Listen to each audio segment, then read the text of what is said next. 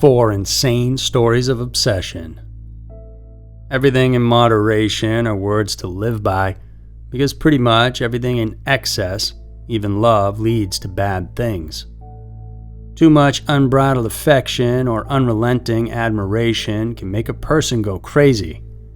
Here are 4 insane stories of obsession. Number 4. Robert Bardo. Born in Tucson, Arizona in 1970, growing up, Robert Bardo was a big fan of movies. Throughout his childhood and well into his teenage years, he found joy in writing fan mail to celebrities. He led a turbulent life and was often abused by his cruel older siblings while being neglected by his mentally ill mother and alcoholic father. Young Robert had attempted to ask for help by writing letters to one of his teachers, where he expressed his desire to end his life and to murder others. This prompted the school to recommend psychiatric intervention, but that was ignored and ultimately is what led to a further decline in his mental health. Bardo's stalking days began with a trip to Maine, where he headed to track down a young peace activist named Samantha Smith. He was, however, apprehended and sent back home before he could actually do anything. His next obsession, though, came quick when he moved on to 80s pop star Debbie Gibson, and he went as far as taking a bus to New York City with the intent of finding her, but was unsuccessful. And then his life totally changed one day, in October of 1986, when the 16-year-old kid first laid eyes on Rebecca Schaefer, who appeared on what was then a newly launched sitcom called My Sister Sam. Schaefer played the part of Patty Russell, a spunky teen who lives with her older sister in San Francisco. Smitten, Bardo began regularly sending letters to the actress. This went on for about a year until the summer of '87, when she actually replied. "Yours was one of the nicest I ever got," her note said. Bardo's feelings for her then intensified, so much so that he flew to see her in Burbank, California, where the show was being filmed. He was denied entrance, of course, several times, but he was determined to meet her one way or another. After all, they were meant to be together. She just didn't know it yet. In 1989, My Sister Sam ended and Schaefer appeared in the movie Scenes from the Class Struggle in Beverly Hills, where she was involved in a sex scene.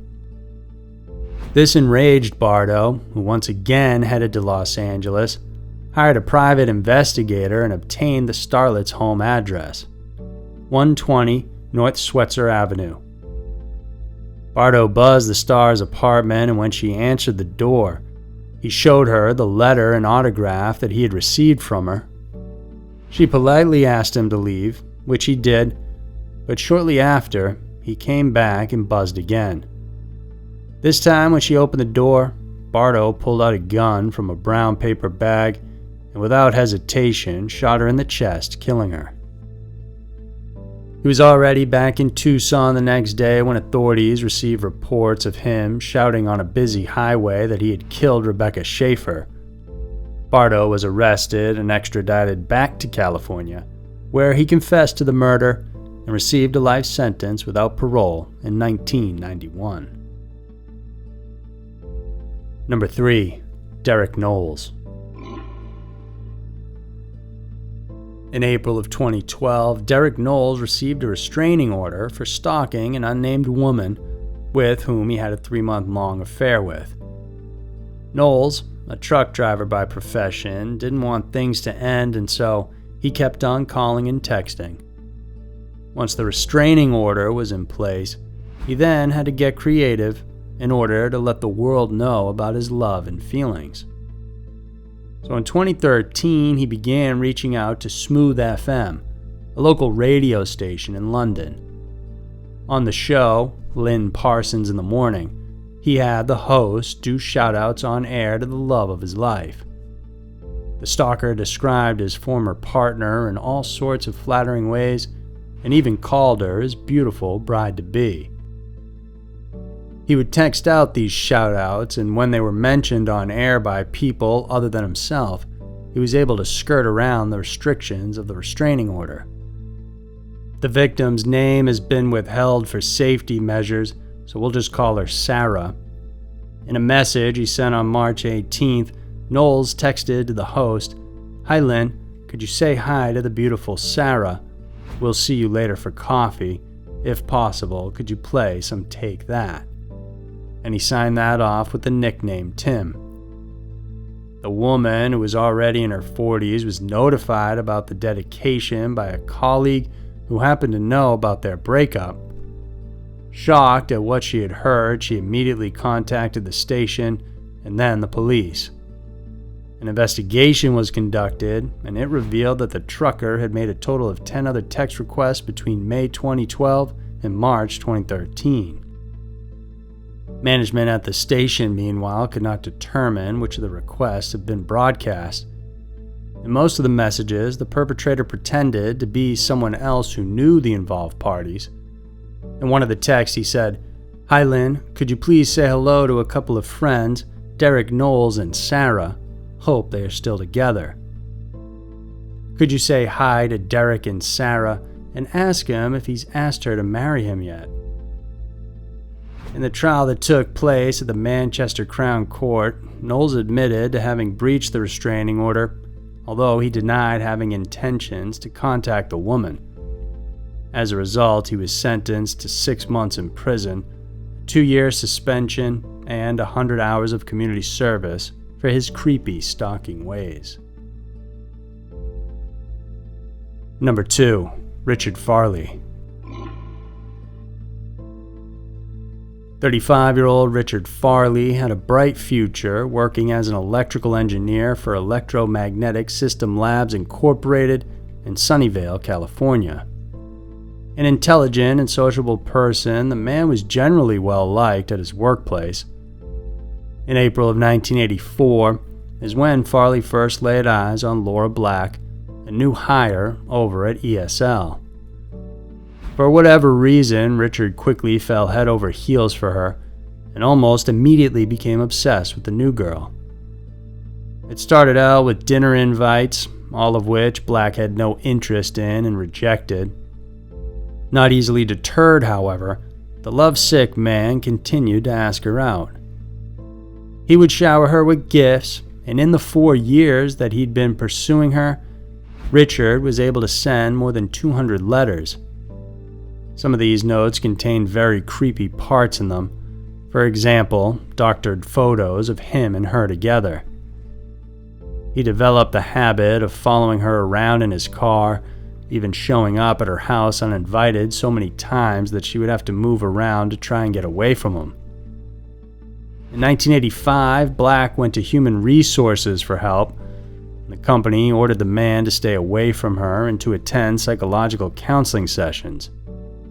But the obsession and stalking continued, and Farley's behavior at the workplace worsened, so much so that he began threatening other fellow ESL employees. On the pretext of his poor performance as an employee, he was fired from the company in May of 1986. In the following months, the woman suffered more harassment, and in February of 1988, she filed a temporary restraining order against the perpetrator, which she was granted. A day before the court hearing was scheduled regarding his harassment, Farley arrived at his former workplace armed with a shotgun, a hunting rifle, 2 revolvers, and 2 handguns. He randomly shot the first person he came across, somebody in the parking lot. He then entered the ESL building and shot several other people as he walked down the hallways. Investigators said he fired at least 50 rounds, shooting at everyone he encountered. Employees were running everywhere, through the doors and out of windows, and some chose to barricade themselves in their offices. When the gunman arrived at Black's office, he fired through the closed door and hit her in the shoulder.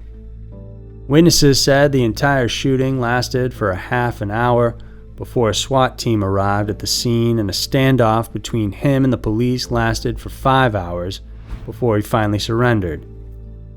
In the end, 7 innocent people, 5 men and 2 women, were killed. 4 others, including Black, suffered serious injuries from gunshot wounds. A woman was hospitalized for almost a month, but made a full recovery. On October 21, 1991, Farley was found guilty on all 7 counts of first-degree murder and was given the death sentence on January 17, 1992. He is currently incarcerated in San Quentin Prison, where he still awaits execution. Number 1. Colette Dwyer and Derrick Todd Lee. Gut feel is a curious thing. Without a real understanding of it, it tells us that there's just something not exactly right.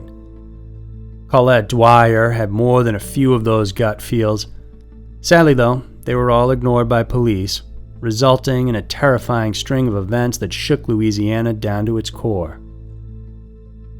Dwyer was a firefighter living in St. Francisville, Louisiana, when she first met Derrick Todd Lee back in 1999 outside her apartment building. In the brief conversation they had, he told her he was there visiting friends, but when she later checked with them, they said they had no idea who he was. He went on to show his creepier side when he began to hang around near the woman's place, hiding in the bushes. The situation got worse when Lee forced his way into her apartment one night, claiming that he just wanted to take care of her. She played it cool and he eventually left. He would show up at her workplace, and when she could no longer withstand the harassment, Dwyer decided to press charges in August of 1999. St. Francisville police arrested him on charges of stalking and peeping, and he was put on probation in December of that year. Months later, authorities picked him up once again for breaking his probation and sentenced him to 9 months in jail. He got out in January of 2001, and much to the shock of Dwyer, he once again showed up at her apartment. The succeeding months were a total nightmare for her as he continued to terrorize her with his unwanted presence. Not long after that, Dwyer heard the news about the murder of a Baton Rouge woman named Charlotte Murray, and her gut told her that her stalker could be somehow involved. She called police about her hunch, but her tip went to the wayside because they thought that the perpetrator in the killing was a white man. 2 months later, Pam Kinnamore was found raped and brutally murdered. Once again in this case, Dwyer's information was ignored.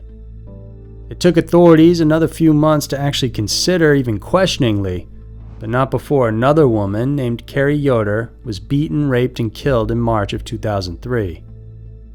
This time, the suspect's DNA was taken and proved to match the DNA evidence collected not only from the aforementioned 3 crime scenes, but for 4 other murders as well. At this point, the killer already had a nickname, the Baton Rouge serial killer. All the while that these murders were occurring, Lee never stopped stalking Dwyer. Finally, his arrest came on May 26, 2003 for the murder of Yoder. He then stood trial for all 7 murder charges, was found guilty and sentenced to death. He died, though, on January 21, 2016 due to heart disease complications while being detained at Louisiana State Penitentiary. So there were 4 insane stories of obsession. Millions of people have been victims of stalkers and had to deal with terrifying and uncomfortable situations as a result. While many will survive their ordeals, some unlucky victims will not. And so when a person becomes obsessed, it is important that it be taken very seriously. If you like this video, then please subscribe because every week we're putting out new mysterious videos for you to check out. Thanks for tuning in, and we'll see you soon.